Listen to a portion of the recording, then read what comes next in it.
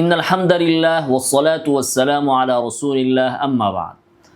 আমাদের বিশেষত বাংলাদেশের সমাজে এক শ্রেণীর লোকজন আছে যারা নিজেদেরকে তথাকথিত সালাফি বা আহলুল হাদিস বলে দাবি করেন। তারা একটি বিষয় নিয়ে সমাজের মানুষকে বিভ্রান্ত করেন। বরং বিষয়টা এভাবে বলা যায় যে একটি বিষয়ের উপর ভিত্তি করে তারা সমাজের ভেতরে নানান ফিতনা সৃষ্টি করে বেড়াচ্ছেন। সেই বিষয়টি হচ্ছে তারা বলতে চান যে সাধারণ একজন মানুষ তাকেও শরীয়তের প্রতিটি মাসআলা দলিলের আলোকে জানতে হবে এবং একজন আলেম তিনি সাধারণ মানুষকেও দলিলের মাধ্যমেই মাসালা বর্ণনা করবেন।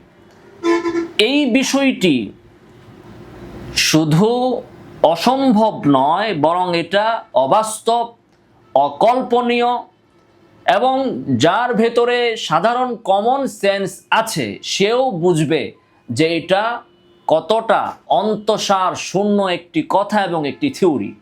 কিন্তু এই চটকদার একটা থিওরি দিয়েই মূলত তারা বাংলাদেশের অসংখ্য মানুষকে বিভ্রান্ত করছে, প্রতারিত করছে, সমাজের মধ্যে ফিতনা সৃষ্টি করছে যে কি সাধারণ মানুষকেও দলিল জানতে হবে। এখন সাধারণ মানুষ তো আর দলিল বুঝে না, জানে না, ফলে দলিলের নামে সাধারণ মানুষকে তারা যা গেলাচ্ছে, অনেক মানুষ বিভ্রান্ত হয়ে সেটাই গিলছে।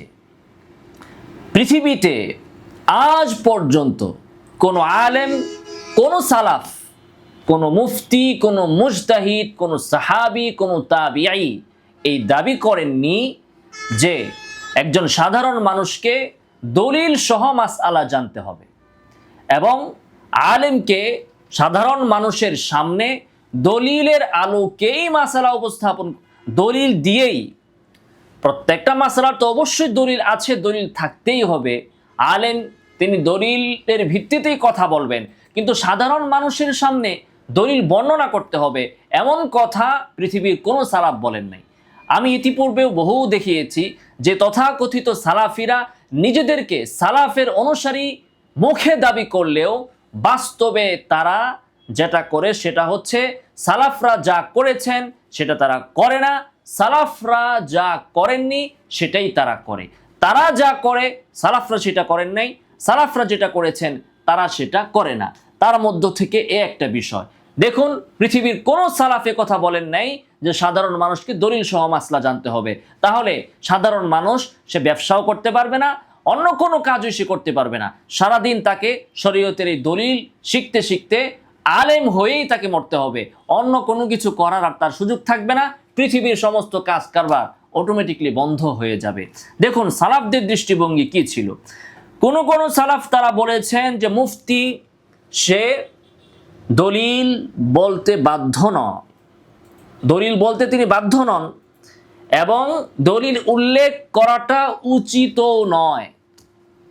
ওনারা বলেছেন যে মুফতির সাধারণ মানুষের ক্ষেত্রে দলিল উল্লেখ করাটা উচিত নয়।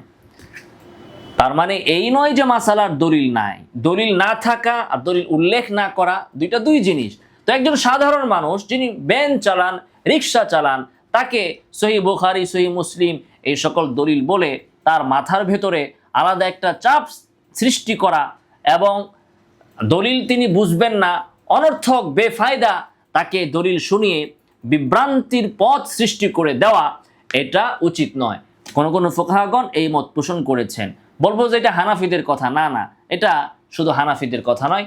ইমাম আল মাওয়ারদি শাফিঈয়াদের ভিতর থেকে, ইবনু হামদান হাম্বলি মাযহাবের এবং করাফি মালিকি মাযহাবের, তারা এই মত পোষণ করেছেন যে সাধারণ মানুষের জন্য দলিল উল্লেখ করা, সাধারণ মানুষের ক্ষেত্রে দলিল উল্লেখ করাটা অনুচিত, উচিত নয়, ভালো না।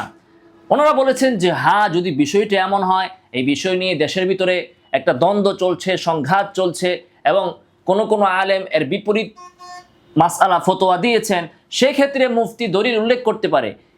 কোন দৃষ্টিকোণ থেকে? সাধারণ মানুষের দৃষ্টিকোণ থেকে নয়, বরং ওই যে মুফতি এর বিপরীত দলিল দিয়েছেন, যেমন সালাফিরা 3 তালাকের বিষয়ে বিভ্রান্তি সৃষ্টি করে থাকে, 3 তালাক দিলে 1 তালাক হয়। এখন আমরা যদি কোনো ক্ষেত্রে 3 তালাক দিলে 3 তালাকই হয়, দলিল উল্লেখ করব কেন? সাধারণ মানুষের ক্ষেত্রে তাদের দিকে লক্ষ্য করে নয়, বরং যে সকল সালাফি আলেমরা ভুলের ভিতরে আছে তারা যেন ভুল থেকে ফিরে আসতে পারেন, এই দৃষ্টিকোণ থেকে সাধারণ মানুষের ক্ষেত্রে ফতোয়া দেওয়ার সময় দলিল উল্লেখ করা যেতে পারে। কিন্তু সাধারণ মানুষের বিবেচনায় দলিল উল্লেখ করাটা উচিত নয়। কোন ফকিহগণ বা আলেমগণ, মুহাদ্দিসগণ তারা বলেছেন যে দলিল উল্লেখ করাটা জায়েজ। প্রথম মত গেল অনুচিত, দ্বিতীয় মত গেল যে জায়েজ আছে, যদি দলিলটা একেবারে খুব সুস্পষ্ট হয় যে এই হাদিসটা উল্লেখ করে দিলেই সাধারণ মানুষ বুঝে ফেলবে, তাহলে দলিল উল্লেখ করা যেতে পারে। কিন্তু যদি এমন হয় যে বিষয়টা একটা হাদিস থেকে ইস্তিমবাত করা হয়েছে, গবেষণা করে বের করা হয়েছে, যে সাধারণ মানুষ তো একেবারে আক্ষরিক অর্থে আক্ষরিকভাবে ওই বিষয়টা না থাকলে সে তো দলিলটা বুঝবে না। তো যদি কোনো হাদিস থেকে কিয়াস করা হয় তাহলে এই ধরনের জটিল দলিলগুলো সাধারণ মানুষের ক্ষেত্রে উল্লেখ না করাটাই উচিত। এটা বলেছেন খতিব আল বাগদাদি, ইবনু সালাহ রাহিমাহুল্লাহ তাআলা। 3 নম্বর আরেকটি মত আছে যে দলিল উল্লেখ করাটা মুস্তাহাব। এটা বলেছেন কে? সালাফিরা যাদেরকে মানে, যাদের কথায় নাচে, তাদের অন্যতম ইবনুল কাইয়িম, ইবনু তাইমিয়ার ছাত্র, তিনি বলেছেন যে দলিল উল্লেখ করাটা মুস্তাহাব। তাহলে সালাফিরা যাকে মানে, যাদেরকে মানে, তারাও কিন্তু বলেন নাই যে দলিল উল্লেখ করাটা আবশ্যক, মুস্তাহাব বলেছেন। আমাদের বর্তমান যুগের একজন প্রখ্যাত ফকি মুফতি তাকি উসমানী হাফিজাহুল্লাহ, তিনি বলেছেন যে মুফতিদের ভিতরে যারা নাকি মুজতাহিদ নন তাদের ক্ষেত্রে উচিত হচ্ছে ইনি এই ফতোয়াটা কোথায় পেলেন, কোন কিতাবে পেলেন, সে উৎসটা উল্লেখ করে দেওয়া। এটা ওনার ক্ষেত্রে এটা সমীচীন। এবং শেষে তিনি সুন্দর একটি কথা বলেছেন যে দলিলটা এমনভাবে উল্লেখ করা দরকার, এমন ভাষাতে উল্লেখ করা দরকার যেন সাধারণ মানুষ দলিলের ভাষা বুঝতে না পারে, আরবি ভাষাতে। কেন? কারণ হচ্ছে সাধারণ মানুষ অনেক সময় দলিল উল্টা বুঝবে, বিভ্রান্তিতে পড়ে যাবে, যেমনটা আজকে বর্তমান যুগে হচ্ছে। যেমন ধরুন ইমাম শাফি রহিমাহুল্লাহ, তার মাযহাব হচ্ছে বীর্য এটা নাপাক না। এখন আপনি বলেন যারা সাধারণ পাবলিক এই কথাটা সে কি হামল করতে পারবে? এই কথাটা কি সে মেনে নিতে পারবে? সে এত 9-6 পেজ বুঝবে ইমাম শাফি কেন বলেছেন, কোন ক্ষেত্রে বলেছেন, বুঝবে? অনেক হাদিসও এমন আছে, আল্লাহ রাসূল সাল্লাল্লাহু আলাইহি ওয়াসাল্লাম বলেছেন 3 তালাক দেওয়ার পরে সে প্রথম স্বামীর কাছে ফেরত যেতে পারবে কিনা। আল্লাহ রাসূল বলেছেন হাত্তা ইয়াদুকা আসিলাতাহা কামা যাকাল আউয়াল। আল্লাহ রাসূল যে ভাষায় এই বিষয়টা বুঝিয়েছেন এখানে, এটা যদি অনুবাদ করা হয় তো অনেক পাবলিক সে নাউজুবিল্লাহ এখান থেকে সে বলবে যে নবী এই কথা কেমনে বলল। সে বুঝবে না নবীর সাহিত্য, প্রেক্ষাপট, সেটা সে বুঝবে না, ফলে সে বিভ্রান্তিতে পতিত হবে। এজন্য ইসলামিক ফাউন্ডেশন সরকারি টাকা পেয়েছে আর দুনিয়ার যত কিতাব আছে সব অনুবাদ করে দিয়েছে। তো কিছু তথাকথিত সালাফিরা, ওদের সাধারণ আলেম তো অনেক দূরের, পাবলিক তো পরের বিষয়, এদের অনেক আলেমরাও হেদায়ার কিতাব বুঝে না, এদের আলেমরাও হেদায়ার কিতাব বুঝে না। তো না বুঝে বলে যে হেদায়া কিতাবে আছে হস্তমৈথুন করলে রোজা ভাঙবে না। হেদায়া কিতাবে এখানে কি বলা হয়েছে এটা তার মাথার মগজের ভিতরে ঢুকেই নাই।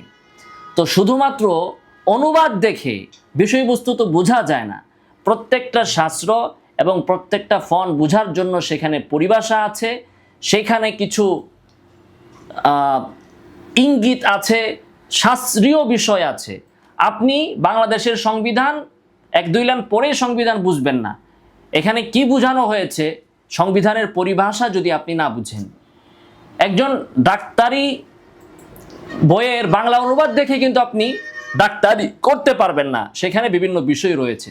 ঠিক তেমনিভাবে অনেক কিতাব আছে, অনেক বিষয় আছে, ইলমি বিষয় আছে, যেগুলো আসলে জনগণের সামনে অনুবাদ পেশ করলে সে সোজাটা না বুঝে সে উল্টাটা বুঝবে। যেমন ধরুন, কোনো কাজ আছে যেটা করার দ্বারা রোজা ভেঙ্গেও যায়, কাফারা ওয়াজিব হয়। আর কোনো কাজ আছে যেগুলো করলে শুধু রোজা ফরজ হয়, রোজা শুধু ভেঙ্গে যায়, কাজা করলেই হবে, কাফারা দিতে হবে না। এখন কাফারা তো অনেক কঠিন বিষয়। কাফারাটা কোন ক্ষেত্রে আসবে? যে ক্ষেত্রে নস আছে। এখন স্ত্রীর সাথে জিমা করেছে রোজার মাসে ইচ্ছাকৃতভাবে দিনের দুপুরে, তার উপর কাজাও করতে হবে, তাকে কাফারাও আদায় করতে হবে। আরেকজন মানুষ সে অস্বাভাবিক পন্থায় তার এই যৌনতা চরিতার্থ করেছে, সেক্ষেত্রে নস নাই, তো সেক্ষেত্রে কি কাফারা ওয়াজিব হবে নাকি শুধু কাজা ওয়াজিব হবে? এটা তো মুজতাহাদ ফি বিষয়। তো এখন ফকিহগণ দেখেছেন যে স্ত্রীর সাথে সহবাস করলে, যেখানে নাকি সহবাসের উদ্দেশ্যটা পূর্ণ মাত্রায়, স্ত্রী হোক বা মানুষ হোক, পূর্ণ মাত্রায় সেখানে এটা ঘটে, সেখানে কাফারা কাজা ওয়াজিব হয়। আর সে হস্তমৈথুন করেছে, তো তার এই যৌনতার উদ্দেশ্য পরিপূর্ণভাবে অর্জিত হয় না, ফলে এখানে শুধু কাজা ওয়াজিব হবে। এখন এই মারপ্যাচ দলিল এগুলোকে সাধারণ পাবলিক বুঝবে? তো এগুলো অনুবাদ ইসলামিক ফাউন্ডেশন করেছে, আর তথাকথিত কিছু সালাফি আছে এগুলো বের করে ছেড়ে দেয়। তো তুমি বলো, হস্তমৈথুন করলে যে রোজার কাফারা ওয়াজিব হবে, এটা কোরআন হাদিসের কোথায় আছে? তুমি বের করে দেখাও। তোমার কাছে দলিল আছে? দলিল নাই। তোমার ইস্তেহাদ, যদি তুমি ইস্তেহাদের যোগ্য হও তো ইস্তেহাদ করো, কিন্তু কোরআন থেকে তো দলিল নাই। তাহলে তুমি আরেকজন ইস্তেহাদ করেছে, আল ইজতিহাদ লা ইয়ানকুযু বিল ইজতিহাদ, ইজতিহাদ দ্বারা তো ইজতিহাদ নষ্ট হয় না। আপনার ইজতিহাদ একরকম হতে পারে, আরেকজনের ইজতিহাদ আরেক রকম হতে পারে। তো এই হচ্ছে বিষয়। আল্লাহ সুবহানাহু ওয়া তাআলা আমাদেরকে এই তথাকথিত সালাফিদের ফিতনা থেকে হেফাজত করুন। আমিন ওয়া আখিরু দাওয়ানা আলহামদুলিল্লাহি রাব্বিল আলামিন।